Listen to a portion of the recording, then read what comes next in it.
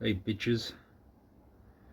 Anyone who's ever done anything with any sort of project management knows about a little thing called critical path. What that means is pretty much it's what stops you from doing the next thing. So there's an end result you got to get to, and there's something that has to happen to make that happen. And you continue back from there. Every now and then you can sort of move stuff around up or down to do it earlier if you're waiting for something, then it's ready to go at the end. Or you can leave something if you don't have time to do it for closer to the end, if it's not going to stop you doing the other stuff in the way. So where I'm at right now is balls deep in a car. That there is the crankshaft exposed because the sump is off. Why is the sump off? Sump's off because there was a leak that my mechanic said I should probably fix before he passed the car for rego. And I went, yeah, okay, I'll fix that leak. Now to fix that leak, to get the sump off, because I've decided to put a fucking massive Hemi into a small EH. So to get the thing on, this is this to protect my head from oil.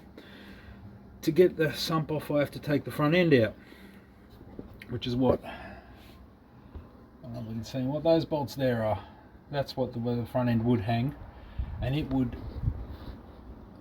lock into this little bad boy here, which is the engine mount. So I put a sling on the engine from the top, and I dropped the whole front end out, unbolted the engine, dropped the front end out.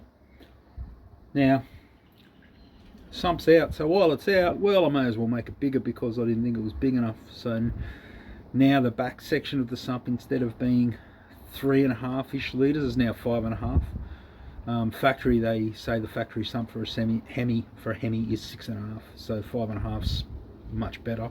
I wasn't happy with it. But because I modded that, I need to change, make the pickup different. So all this was because the sump was leaking. So I figured if I'm going to take it off, I may as well do the job and make it bigger. The other problem was the rear main was leaking, which is, here's the bottom half of it here. So it was leaking. There's no way around that. You got to do that. And they are old and pain in the ass. The advantage of them is the old style rope rear mains. You don't need to take the gearbox off the car to do it. So I'm like, great, but then I have this issue where because the rear main was leaking, it made a clutch full of oil, and there's this lovely line of crusty oily shit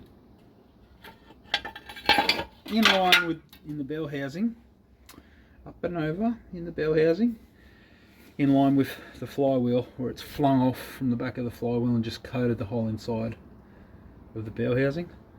The clutch looks like it's been packed with grease. Like, that's how oily it came out. So flywheel's getting machined, new clutch. So while I've got to take the gearbox off to get the clutch out, I may as well try and sort the gearbox spacer, which I knew wasn't perfect, but I'm just going to measure it while I'm here thinking about it. Plus main rod shop one's coming, so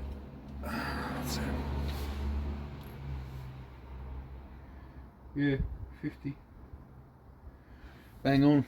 So I found the problem with the gearbox. I used to have a rattle when it was weird. It was okay if the clutch was in, it was okay if the clutch was out, but it was just as you were transitioning from in to out, just getting grip, it'd make this rattle. I couldn't figure out what it was. And it's actually because this is the pilot bushing, the factory Valiant one. Now I found a inner ring that mated to the snout of the gearbox at 15mm, and this is 3/4, which is 1905. It's close enough to 19 that it doesn't matter for this purpose. And so I had a 15x19 in a ring, but what had happened was it had come off and fallen in behind the pilot bushing, so it wasn't doing its job anymore. So the 15mm was just rattling around inside there and just making that rattly sound.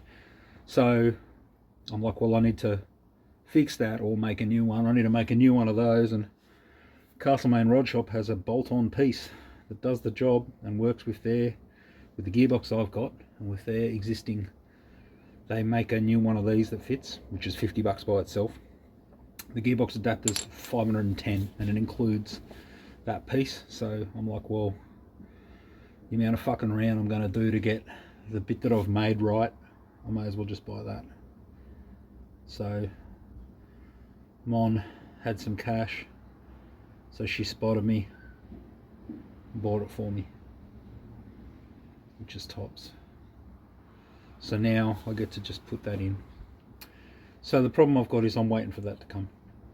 I can't put on the flywheel, the clutch, gearbox, anything from there back until, with my new adapter, none of that, until I have the pilot bushing belted into place. That's okay? Alright, fine. What I can do is I can put the rear main in the rear main cap, do a new rear main, then I can put the sump on. Once the sump's on, I can put the front end on. If the front end's on, I can do the steering, fix it, because I need to fix it too. Figured out what it is though. So I was getting a lot of like on the initial turn in, the car would like really grip and turn like real hard, and I think it was, there's a little bit of bump steer just as the angle of the bottom A-arm come just up, like so they're slightly angled down when it's sitting at ride height. Ideally you want them flat, so the first movement is within that first bit of arc that doesn't really count for anything. So I tested the bump steer, and that first little bit as it come up to there was just towing in a little bit, a tiny bit. It's enough that it's a pain in the ass. It wears out tyres a little bit more, but fuck, this car is old and none of it adds up anyway, so it doesn't matter. But if I can cut the springs, old school, to just get it that way, I wanted to lower the front anyway, but if I just cut the springs and get the bottom A-arm sitting level, then everything lines up good, and the first inch and a half of travel, there's no bump steer in that bit. And that means that when, as I drop out to like unload and the car goes down, I will get a slight toe in then as it shortens up. But that's okay. Toe in, toe out maybe. But that doesn't matter.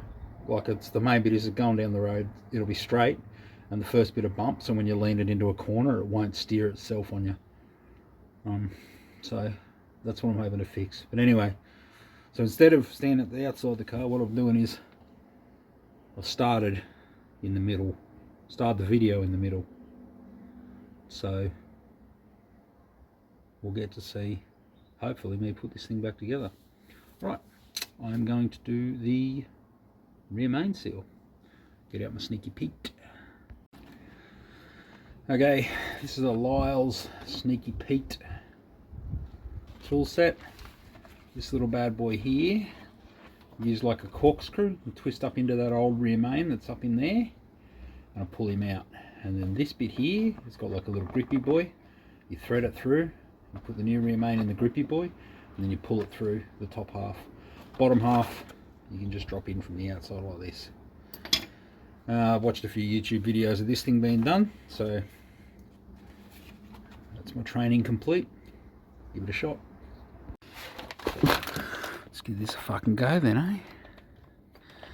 So that should just wind up into that bit of rear main that's there. Ooh, ooh.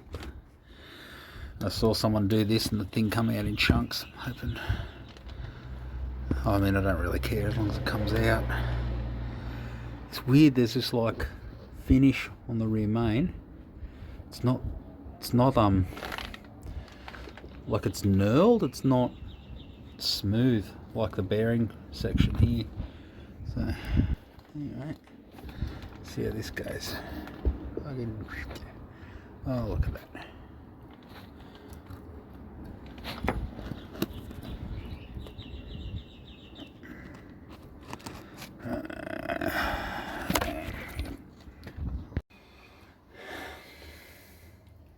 This is not working.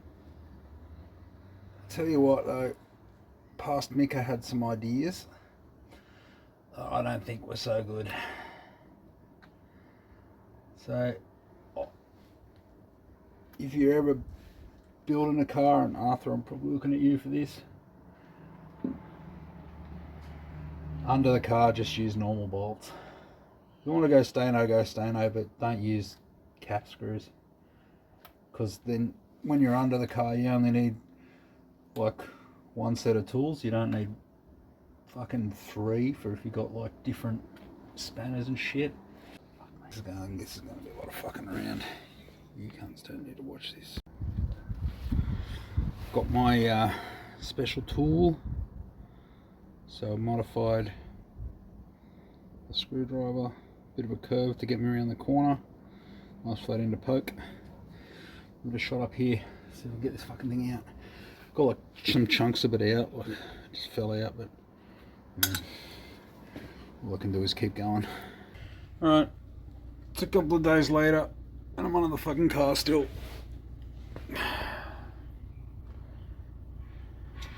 I got the rear main done.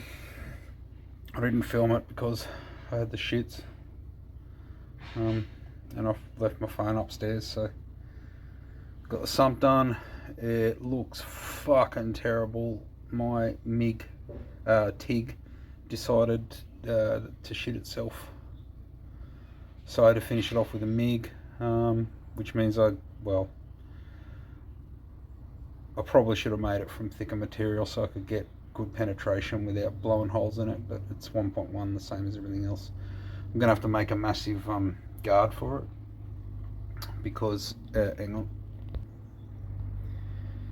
because it hangs down a lot more than the old one. Only came to about here. The old one didn't have an ear on this side and only had about that much ear on this side. In the back now, there is about 5.5 litres capacity just in this bit. The 5 litres doesn't quite fill it. I will get some slosh, but because the ear is shaped like this, as this end fills, the slosh stops here. So I don't think it's going to be a problem. Like Swordsy said, talked me down off a ledge and just told me to fucking keep it simple and just get it done. So I moved the oil drain to this side. This side's now lower than this side slightly, just so all the oil drain's that way and the oil drain's at the back, and it's going to be good. Just had to redo it. Wasn't real happy. It was over here, and the all of the clutch stuff is there, and everything that's kind of got in the way. So over here, the only thing it'll do is spew oil at the exhaust, which is awesome. So you can see there's the exhaust fitted like that. See, I've got some clearance here. Originally, I didn't have the ear out this side because I thought the exhaust was going to be a lot closer to the block, but it's not. So, for the record, this is a stock Valiant piece. Oh no, it's not. I made it. These bits up here are stock, and the point's pretty much the right spot, and I just joined them together and added that fucking exhaust and made all that gobbledygook mess. So I just wanted to show you something. Have a go at this. The amount of shit that has come out of here. Look at all that. That's all just muck that was up inside the bell housing, and that's just me scraping it. I've got to clean it. It needs to be good. So that's what I'm doing.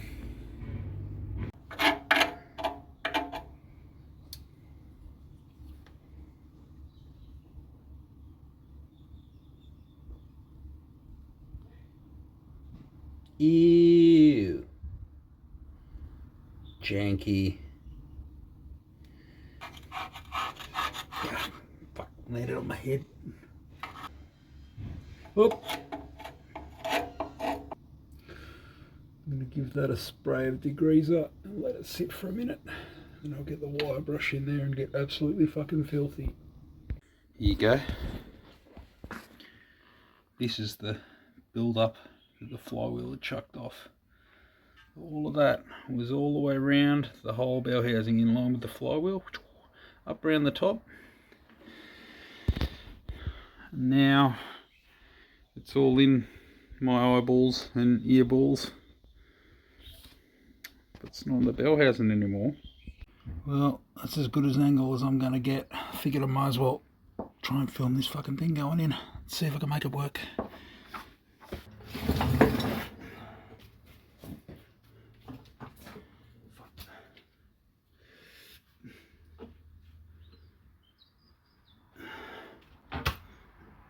Oh, fuck's sake.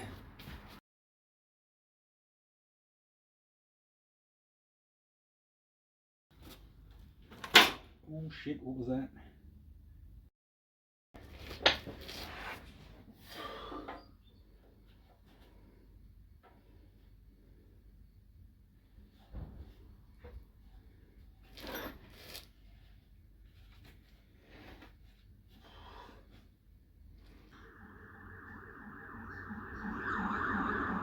They're after me. Oh, look at that. Pain in the ass.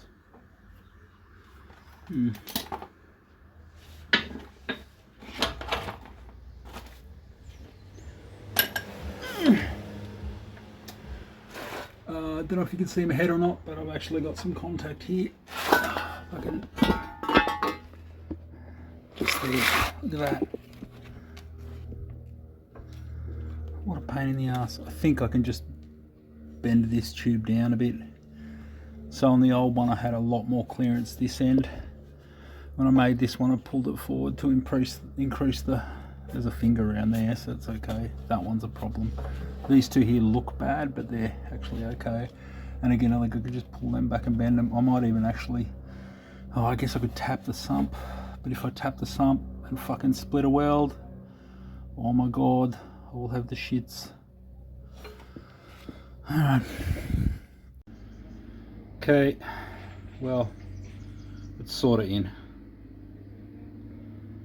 It's now supporting the weight of the car. Now I can do all my spring mods and check those. Make sure that it, oh, I can put the back tyres on too. Oh, I've got to cut off the, way down there you can see this U-bolts hanging down. I need to cut them off. I've left the spanner hanging off it. Anyway, those need to get cut off. Then I can put the back tyres on it. Got new tyres as well because they were worn. Put the back tyres on it, and then I can start checking the ride height on the front. So the idea is if I can get this so this here sits about, oh fuck, it's about there. So before it was sort of, hang on, here, sat about here at ride height. So the first little bit up gave me some bump, but from there on up there's nothing.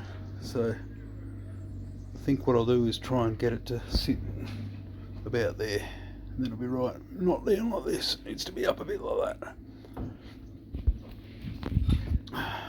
Great stuff. Look at the fucking size of this thing. Here's the one I built. Obviously not, you know, as well machined and everything, but I made it fit the shape of the bell housing and the shape of the T5. Welded it all up so that it's, you know, sort of doesn't take up much space. Look at the fucking size of this thing.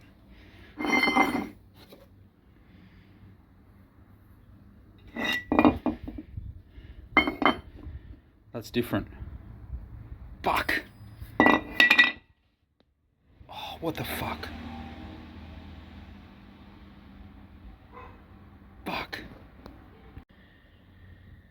Okay, after I flat spun for a bit and then fucking got hold of a dude, Jason, cheers. I've now mounted the Castlemaine rod adapter to a 3-speed Valiant bell housing. I had to swap for my 4-speed one, which is fine, zero cost, no problems. I had to cut off the top corners of it so that it would fit in the tunnel. It's fucking massive, but that's okay. I think from here down, it's like from there down, it's not going to be a problem either side. There's plenty of space because of the tunnel I've made, but those top corners I was just really tight. Now, it does add 5mm roundabout to the depth of everything. So, I don't think that's going to be a problem. I might have to cut and mod the cross member because I did make it pretty good, or I can just have a look back here. What I can probably do is just elongate these two holes here and shift that forward a little bit to allow it. The only thing I am worried about is up there. How close was the gearbox to the back of that? I guess the other thing is the linkage is a very specific length to get the shifter at the right angle, so I might need to drill another hole or do something to sort that. Anyway, this is going in. I don't know how much filming is going to get done here because I've got the shits with this. But I did put 4 litres of oil in the sump and it's not leaking out yet, so that's a plus. Okay, back into it. So let's have a look here. I've started doing bolts up and doing shit and making it all happy. And see my new sump, how much further it hangs down. If you'll notice, there are no drips on it. I have not run the engine yet though, so we'll see what happens. So right now what I'm doing is just resetting the caster and the camber, because I lowered the car and brought, you can see now the bottom arm is pretty much level, which is actually where you want it. Like that's in the middle of the arc, it's in the middle of the arc, so you get the least deviation side to side. Top arm's shorter, and EHs are not great. Well, this is HR front end, but same shit. They're not great for their geometry. They're not known for their awesome suspension, so you're sort of fighting a losing battle. But if you look, you can see the first thing that that's going to do is go, it's slightly downhill. Oh, maybe it's level now. I don't know. It's pretty close, but yeah. So what I've got at the moment is, before I had a little bit of, I had negative camber at ride height. Not much, just a little bit. But the first thing it did when it went up was actually push that camber away to pretty much nothing, maybe a little bit of positive. So now I'm going to set it, and now at this height where it is, the first thing it'll do is start to pull to negative. Now this, where it sits now, I should get pretty much no bump steer from here traveling upwards. As it comes down and loosens off, it will toe in just a little bit, but like I said, everything's a compromise in these old girls, so in order to get rack and pinion, this is what I'm doing. Cool thing is, at ride height, pretty much cruising along, it'll go down the road nice and straight. I do have a lot of caster on it, and I can't remember why I set the caster the way I did. It looks like I've done heaps, maybe too much, so I'm going to pull a bit of caster out of it, as well as to pull the top back a little bit and give me a little bit more camber. A little bit less, a bit more negative camber. So I've got basically just a level surface and a big fuck off set square, and we'll just do it, use the ichrometer. Yeah, so I think that's it. I'm going to get into it. Oh, I've got to make some shims because I don't have enough lane, but I'll make some thickies.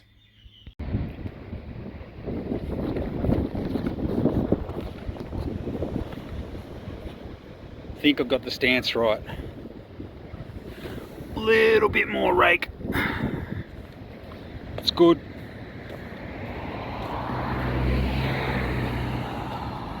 Clutch is done. Thing drives amazing. So much better. No more rattles. Speedo stopped working on the way back from Rego, but I got it working again. So, stoked.